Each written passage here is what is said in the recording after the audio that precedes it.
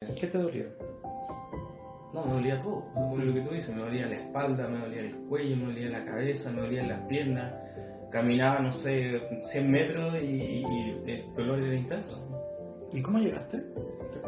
Sí, perfecto, porque mi mejor amigo, el papá de él es dentista, me dijo, no, mira, llama a Juan Bedoya, y él te va a ayudar a la segunda consulta, ya con el plano.